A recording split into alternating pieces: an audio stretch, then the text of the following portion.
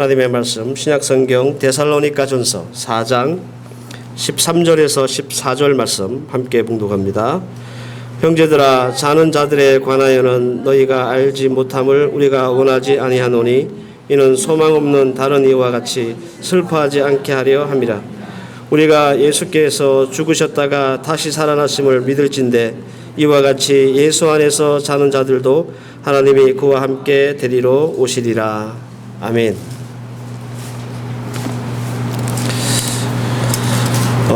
데살로니가 전후서, 이것은 바울이 썼던 바울 서신 중에 비교적 그 기록 연대가 빠른 편에 속합니다. 지금도 갈라디아서가 먼저냐 데살로니가가 먼저냐 이렇게 많은 견해가 있을 만큼 굉장히 빨리 비교적 빠른 시일 내에 썼던 그런 편지입니다. 사도 바울이 두 번째 전도 여행을 할 때 이제 유럽에 선교를 하게 되잖아요. 그래서 그 유럽의 첫 번째 교회가 세워진 곳이 빌립보 교회였습니다. 그리고 그 다음 세워진 교회가 데살로니가 교회입니다. 데살로니가라고 하는 이 지역의 이름은 지금도 똑같은 이름으로 쓰여지고 있어요. 그리스에 가면 데살로니가라고 하는 도시가 실제로 같은 이름으로 존재합니다. 제가 여러분들 이해를 좀 돕기 위해서 사진을 하나 좀 준비했거든요. 여러분들 한번 보시길 바랍니다. 데살로니가에 대한 이해를 좀 돕기 위해서 이 데살로니가라고 하는 그 이름은요, 그 유명한 그 알렉산더 대왕의 이복 누나의 이름을 따서 데살로니가 이렇게 지었습니다. 여러분들 지도에 보시는 긴 선이 있죠? 네. 그게 그 비아 에그나티아라고 하는 선인데요. 이게 무슨 말이냐면 로마 시대 때 이 군사용 혹은 상업용으로 쓰기 위해서 이스탄불에서 로마를 잇는 중요한 도로예요.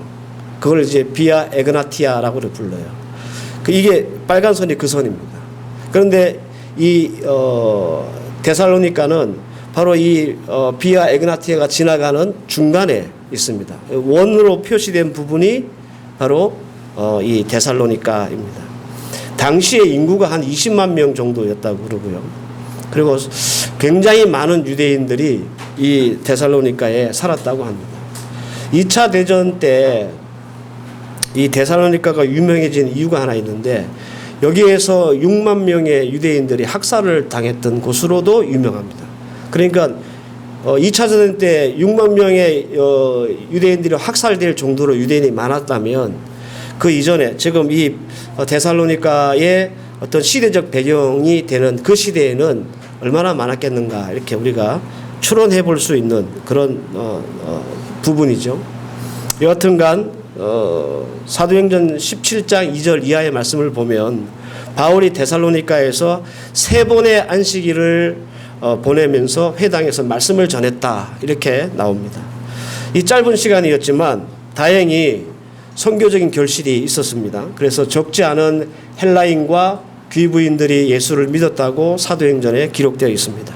그러나 유대인들이 이 바울을 시기해 가지고요, 불량배들을 동원해서 바울을 잡으려고 하는 바람에 더 이상 바울은 데살로니가에서 복음을 전할 수가 없었어요.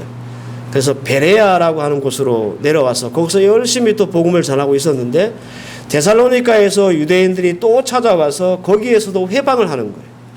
그래서 할 수 없이 바울이 지금의 아테네죠, 아테네로 내려오게 됩니다. 거기서 또 복음을 전하다가 바울은 고린도에 가서 복음을 전하게 됩니다. 데살로니가에서 선교는 성공적이었습니다. 그러나 유대인들의 방해 때문에 더 머물지 못했던 이 바울은 디모데를 이 데살로니가 교회에 남겨놓고 이제 막 믿음을 받아들이기 시작했던 이 성도들을 잘 보살피고 돌봐주는 일을 맡겼습니다. 바울의 마음이 얼마나 안타깝고, 그리고 또 데살로니가 교회 성도들의 그 소식들이 궁금했는지 디모데를 아테네에서 잠깐 만났거든요. 그래서 소식을 들어요. 그런데 다시 디모데를 데살로니가로 보내요. 그리고 본인은 고린도로 갑니다. 바울이 디모데를 다시 만난 곳은 고린도였는데 그 고린도에서 디모데로부터 바울은 데살로니가 교회의 사정을 아주 자세히 듣게 됩니다. 그래서 이 디모데의 보고를 받고 쓴 편지가 데살로니가 전서입니다. 바울 입장에서는 이제 막 믿음의 뿌리를 내리기 시작한 데살로니가 교회 성도들을 제대로 양육할 시간이 없었던 터라서 무척 걱정되고 그리고 불안했습니다.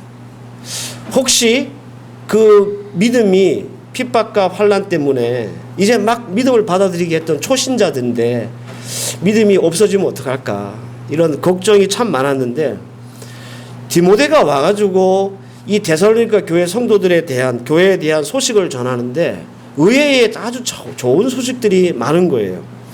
데살로니가 전서 1장 6절에서 7절 말씀을 보면 너희는 많은 환난 가운데서 성령의 기쁨으로 말씀을 받아 우리와 주를 본받는 자가 되었으니 그러므로 너희가 마게도니아와 아가야에 있는 모든 믿는 자의 본이 되었느니라.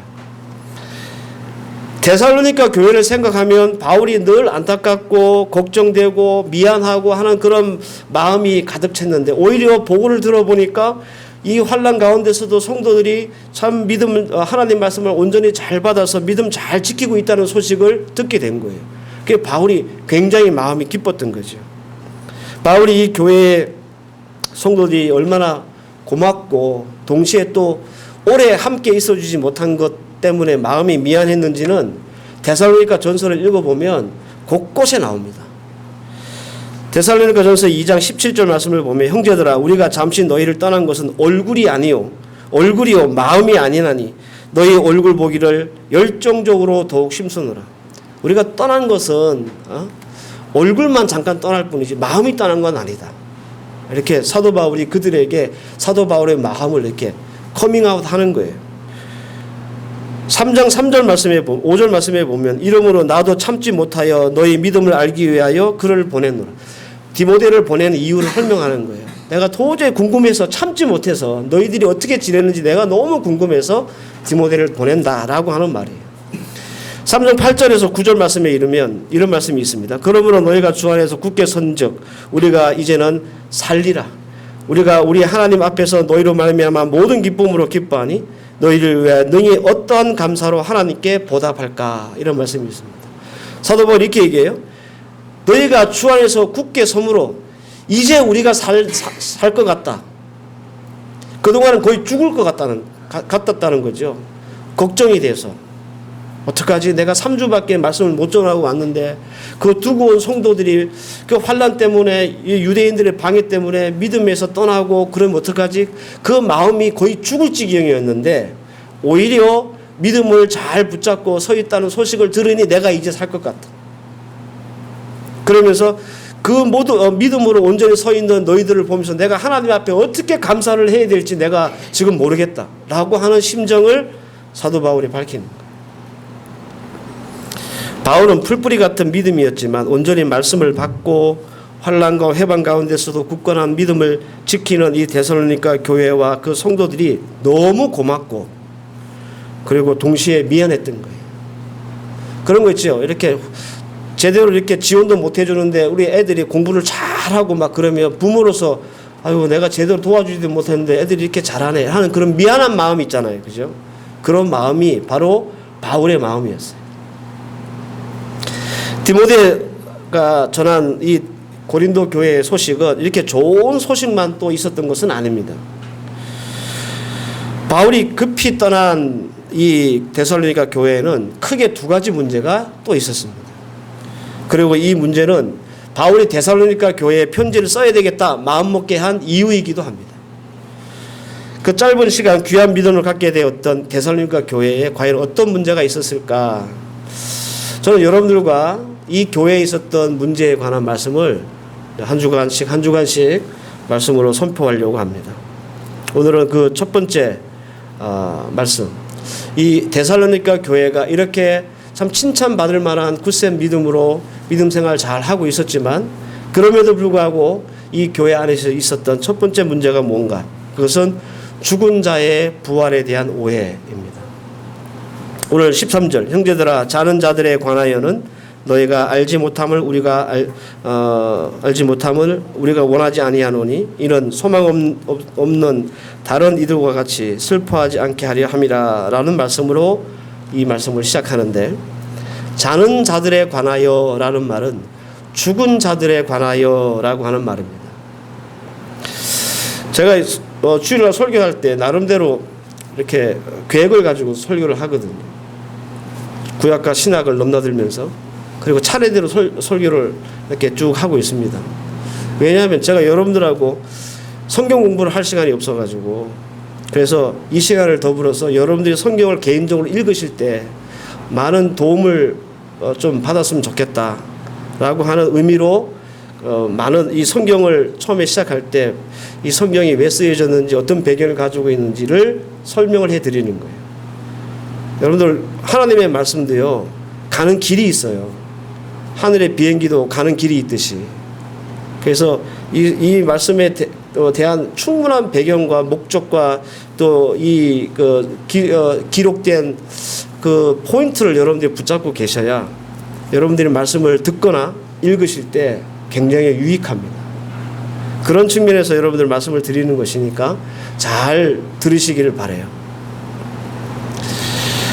아마 바울이 데살로니가 3주 동안 말씀을 전하고 떠나왔잖아요. 그 사이에 그 성도들 중에 몇 명이 죽은 것 같아요. 뭐 충분히 있을 수 있는 일이죠, 그죠? 예. 그런데 문제는 이들이 가지고 있는 죽음에 대한 신앙입니다. 바울은 데살로니가 교회에서 부활하시는 예수님, 그리고 다시 오실 예수님에 대해서 선포했어요. 그런데 성도들 생각에는 예수님이 재림하기 전에 예수님의 재림을 보지 못하고 성도들이 죽으면 영원히 벗어날 수 없는 하데스에 갇혀서 살 것이라고 하는 막연한 두려움과 슬픔에 빠지게 된 거예요. 이것은 단순한 문제가 아닌 이유가, 만약 살아있는 자신들도 예수의 재림을 보지 못하고 죽는다면 그들 또한 영원한 하데스에서 벗어나지 못하고 갇혀 있을 것이다 라고 하는 말이기 때문에, 성도의 죽음을 보면서 부활의 소망을 갖기보다는 재림 전에 죽음을 당하면 죽게 되면 어떡하나, 이런 절망과 탄식이 더 많았다라는 겁니다. 데살로니가 성도들이 이렇게 생각할 수밖에 없었던 이유와 배경이 있습니다. 왜 사도 바울이 굳이 데살로니가에서만 이 부활에 대한 문제, 예수님의 재림에 대한 문제를 얘기하고 있는지, 그 이유가 있다는 거예요. 여러분들 그리스와 헬라 신화라는 거 여러분들 책으로도 보셨을 거예요, 그죠? 뭐 온갖 신들이 많지 않습니까? 신들의 왕이자 번개와 천둥을 주관한다는 제우스, 여성과 결혼, 양육을 도맡아 한다는 신 헤라, 그리고 바다의 신 포세이돈, 사랑의 신 아프로디테, 태양의 신 아폴로, 지하의 신 하데스, 뭐 이루 말할 수 없는 신들이 존재하는 게 그리스와 헬라 문화에 나옵니다.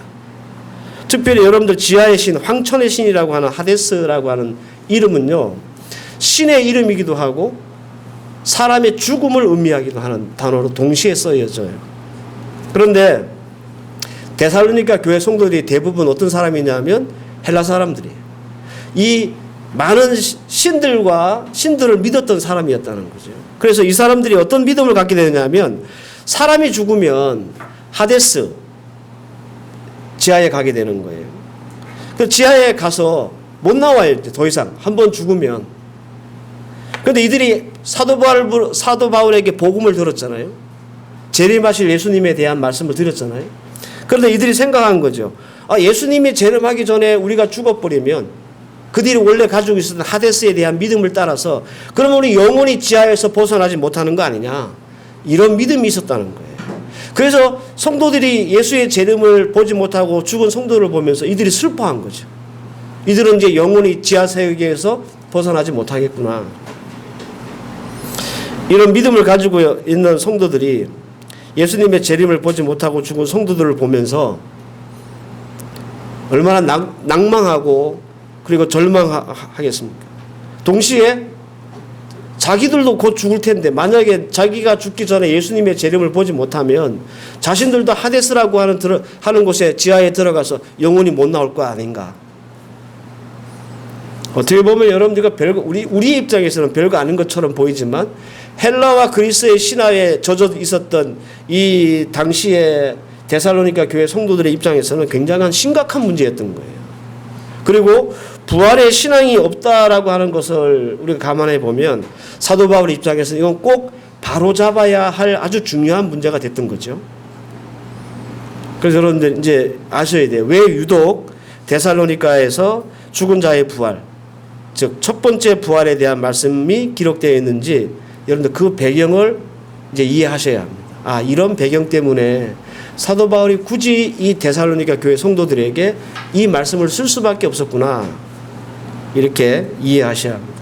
바울은 죽음에 대해 불안해하고 있는 성도들에게 아주 명확한 답을 줍니다. 사도행전 데살로니가전서 4장 15절에서 16절 우리가 주의 말씀으로 너에게 이것을 말하노니 주께서 강림하실 때까지 우리 살아남은 자도 자는 자보다 결코 앞서지 못하리라. 주께서 호령과 천사장의 소리와 하나님의 나팔 소리로 친히 하늘로부터 강림하시리니 그리스도 안에 죽은 자들이 먼저 일어나고. 이렇게 얘기합니다. 재림하실 때, 주님이 재림하실 때 부활의 우선순위가 누구라는 겁니까? 살아있는 자요? 죽은 자요? 죽은 자가 먼저 일어날 것이다. 살아남은 자는 그 이후에 죽은 자들이 먼저 부활하고, 이건 제가 지난번에 말씀드렸죠. 이게 첫 번째 부활이라고. 그 다음에 그때 당시 살아있는 자들이 하늘로 들려올려서 우리 주님과 함께 주님을 영접하게 되는 겁니다. 주의 말씀으로 너희에게 이것을 말하노니, 이 말은 사도 바울이 개인적인 생각을 말하는 것이 아니라 주께서 말씀하신 것을 내가 너희들에게 말한다라고 하는 말이기 때문에 이것이 개인적인 생각이 아니라 하나님의 말씀이라는 거예요. 죽은 자가 먼저 부활하고 그리고 살아있는 자가 나중에 주께 올림을 받아서 주를 영접하게 된다는 그 사실이 하나님의 말씀이시다라는 겁니다.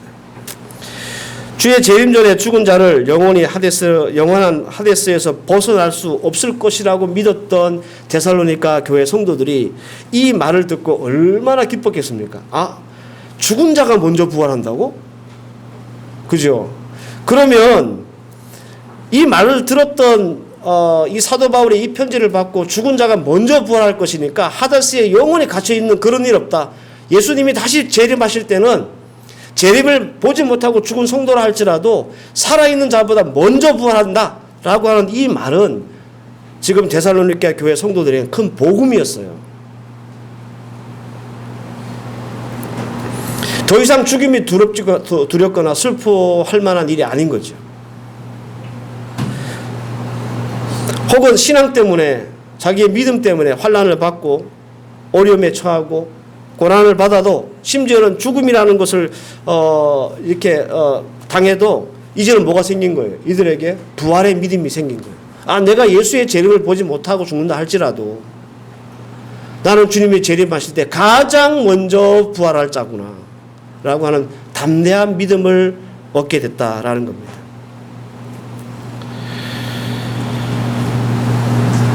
여기까지가 사도 바울이 굳이 데살로니가 교회의 부활에 대한 말씀을 기록한 이유입니다.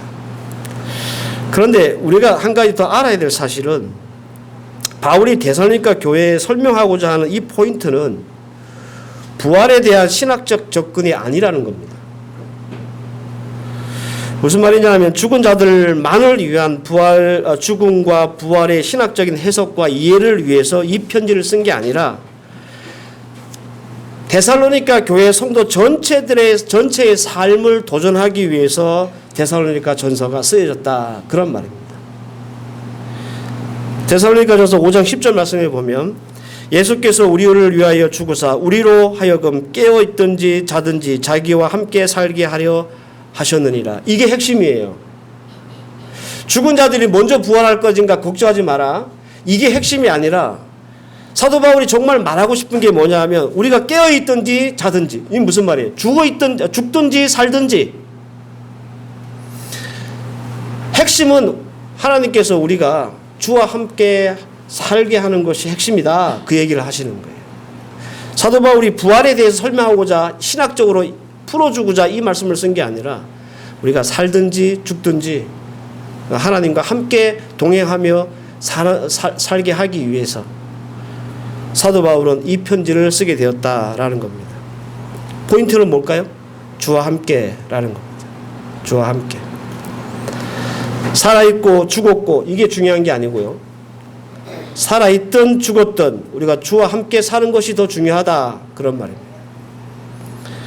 이미 바울이 설명했던 것과 같이 죽었더라도 하데스에서 영원히 갇히지 아니하고 주님이 재림하실 때 가장 먼저 그 죽은 자들이, 자는 자들이 먼저 부활할 거고 그 다음에 살아있는 자들이 주를 영접할 것입니다. 그러나 이것은 죽음에만 국한된 말씀이 아니라 살아있는 성도들 또한 주를 대망하고 주와 함께 살아가야 함을 이 말씀을 통해서 우리에게 도전하고 있다. 그런 말이에요. 단순히 부활을 신학적으로 해석하기 위해서 이 말씀이 쓰여진 게 아니고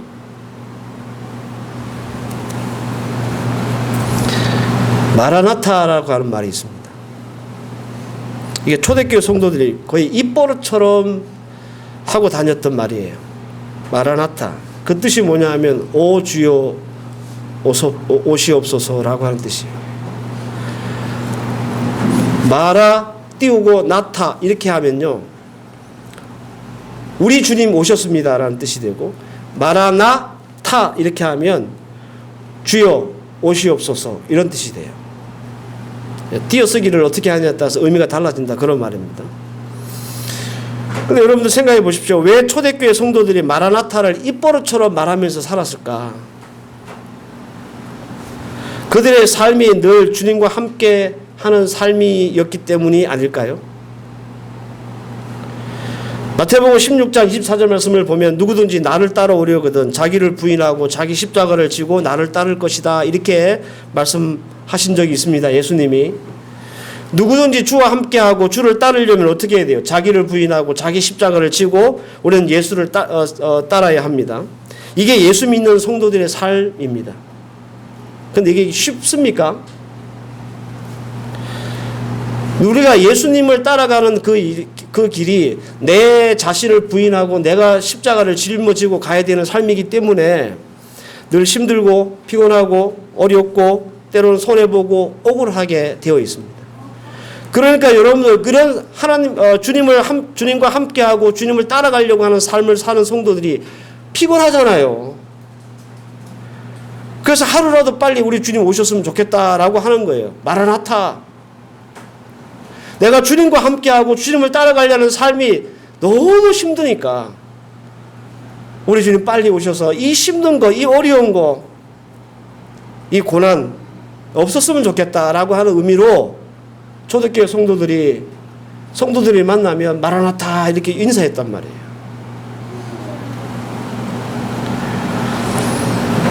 그런데 우리에게는 지금 마라나타라고 하는 삶이 있는가라는 겁니다. 우리 주님 빨리 오셨으면 좋겠습니까? 아니면 가능한 천천히 아주 늦게 오셨으면 좋겠습니까?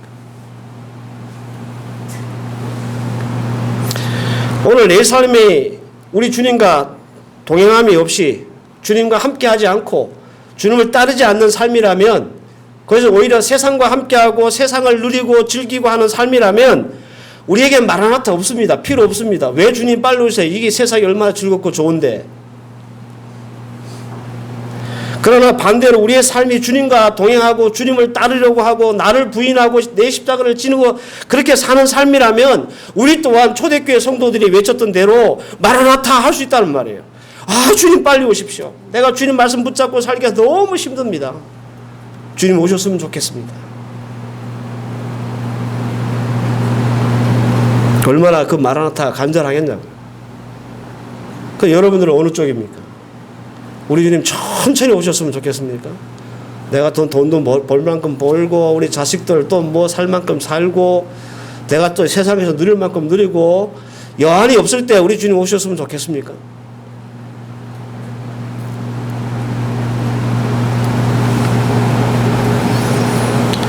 저는 우리 여러분들의 삶이 주님과 함께 또 주님을 따르는 그런 삶이 되어서 여러분들 입술에서도 마라나타라고 하는 말이 여러분들에게 나왔으면 좋겠습니다. 이게 예수 믿는 사람들의 삶의 모습이에요.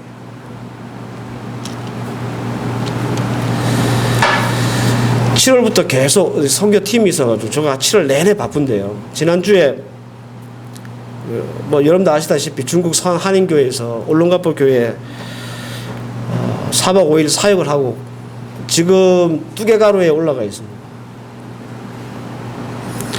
그 팀들을 보면서 목사인 제가 도전을 받는 거예요. 예. 이 중국 시안, 중국 이름으로는 시안이고 한국 이름으로 하면 서한인데요. 거기에 그 삼성 반도체 공장이 있어요. 그래가지고 한국에서 본사에서 파견된 사람도 많고 한국 사람들이 많대요. 그래서 한인교회가 있는데 이번에 오신 선교팀이 한 30명 정도 되는데 아이가 한 11명. 이 아이라고 하는 말은 3살에서 7살짜리까지 애만 그래요. 제가 나중에 사진 보여드릴 거예요. 예배 마치고. 근데 그 중에 봉집사님이라고 한 가정이 오셨어요. 근데 이분이 미국에서 오신 거예요. 미국에서. 지금 회사 일로 미국에 가 있는데. 근데 이 아이가 5살짜리 아이가 하나 있고 7살짜리 아이가 있는데요. 이 막내, 둘째가 이 아들이 뇌 촉수가 원래 사람 이게 뇌로 스며들어야 된대요. 근데 얘는 이상하게 스며들지 않고 고이는 거예요.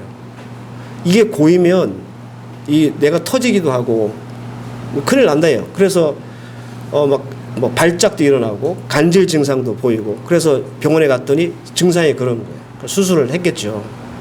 미국에서. 그래가지고 여기 머리를 뚫고 모터를 달고 그래서 정기적으로 이게 모터가 돌아가지고 고인 촉수를 이 위로 빼내는 관을 심었어요. 관을 겉으로 심을 수도 있는데 그럼 보기 흉하잖아요. 그래서 안으로 심어가지고 이 목을 이렇게 보면 여기 핏줄 쓰듯이 이렇게 쭉 관이 들어가 있어요. 5살짜리인데. 그런데 그 영향으로 애가 처음에는 말도 제대로 못하고 발육도 안 되고 걷지도 못했대요. 근데 지금은 조금씩 걸어요. 5살짜리인데. 말도 알아듣고 그래요. 근데 그런 애를 데리고 선교한다고 왔어요. 가슴이 제가 막 가슴이 뭉클한 거예요. 입장을 바꿔가지고. 나한테 그런 자식이 있으면 내가 개됐고 이 필리핀에 험한 데 와가지고 선교한다고 오겠나 이런 마음이 드는 거예요. 그 팀들은 아침 8시에 이제 숙소에서 나와서 교회 오잖아요. 2시간 동안 팀별로 큐티를 해요. 일과 다 마치고 저녁 되면 숙소로 돌아가야 하는데 안 가고 10시까지 한 3시간 정도 집회하고 기도해야 하고 간증해요. 얼마나 열심히 서로를 나누는지 몰라요. 간증을 하는 거 보니까 하나하나씩 전부 다 사정이 있고 이분들은 여기 오면 안 되는 분들이 왔네 이런 생각이 들 만큼 너무 열정적인 거죠. 동일하게 그분들이 하는 간증들을 들을 때마다 내가 어떤 마음이 이분들은 진짜 하나님과 함께 살려고 노력하는 사람들이구나. 하나님 말씀 붙잡고 살려고 하는 사람들이구나. 주를 따라가려고 하는 사람들이구나.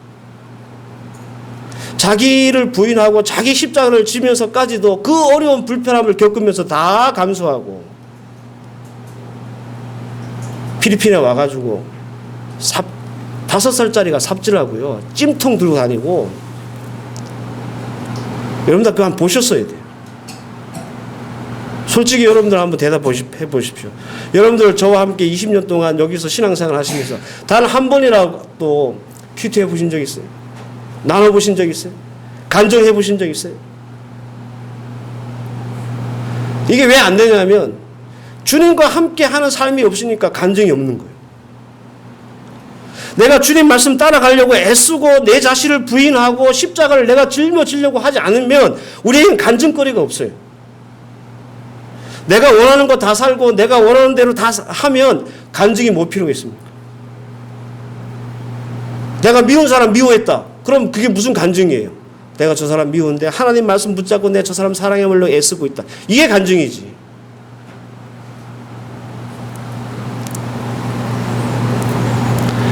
사도 바울이 지금 데살로니가 교회에 편지하는 이유는 부활이 이런 거다 설명하기 위함이 아니고요. 앞서 말씀드렸던 대로 깨어있든지 자든지 주와 함께 살게 하려 합니다. 이게 핵심입니다.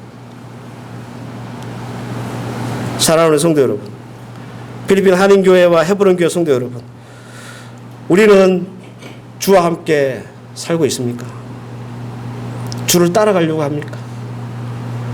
자기를 부인하고 십자가를 지면서까지도 그런 아픔을 가지고도 우리는 하나님을 따라가려고 하는 그런 성도입니까? 그런 성도라면 우리는 외칠 수 있습니다. 마라나타. 우리 주님 빨리 오십시오. 내가 주님 따라가려니까 너무 힘들고 고달픕니다. 근데 이 삶이 없잖아요. 우리는 마라나타라는 그 개념 자체가 없어요. 주께서 우리를 위해 죽으시고 부활하셨기 때문에 살든지 죽든지 우리가 주와 함께 삶을 살며 주님 오시기를 대망하며 그렇게 살아가는 그런 모습이 우리 예수 믿는 성도들의 모습이에요. 여러분들은 뭘 소망하고 사세요? 돈 어떻게 하면 많이 벌까? 어떻게 하면 우리 자식들 공부 많이 시켜가지고 좋은 자리에 올려놓을까? 이런 소망이 있으십니까? 그 소망으로 사십니까? 여러분, 우리 예수 믿는 사람들은 어떤 소망을 가져야 되냐면 우리 주님 언제 오실지 모르겠지만 그 주님 오실 때 주여 어서 오시옵소서 라고 주를 영접할 수 있는 믿음과 소망을 가지고 살아야 돼요. 이번 한 주간 자기를 부인하고 자기 십자가를 지고 주와 함께 주를 따르며 살아갈 수 있는 우리 성도들 되시기를 바랍니다. 예. 우리가 분명히 나는 예수 믿는 사람인데 나는 한 번도 내가 신앙의 간증이 있었나? 내가 하나님의 말씀을 붙잡고 살면서 거기서 주시는 하나님의 은혜를 내가 얼마나 많이 경험하고 체험하고 살았나? 내 믿음대로 하나님 앞에 좀 서기를 노력하지 않고 내 삶대로 하나님 앞에 살아가는 그런 사람이 아니었나? 오늘 데살로니가 교회를 통해서 주시는 첫 번째 말씀을 통해서 여러분들 도전 받으셨으면 좋겠고, 그래 이 말씀 앞에서 우리 또한 이번 한 주간부터라도 내가 하나님 앞에서 예수 믿는 자들로서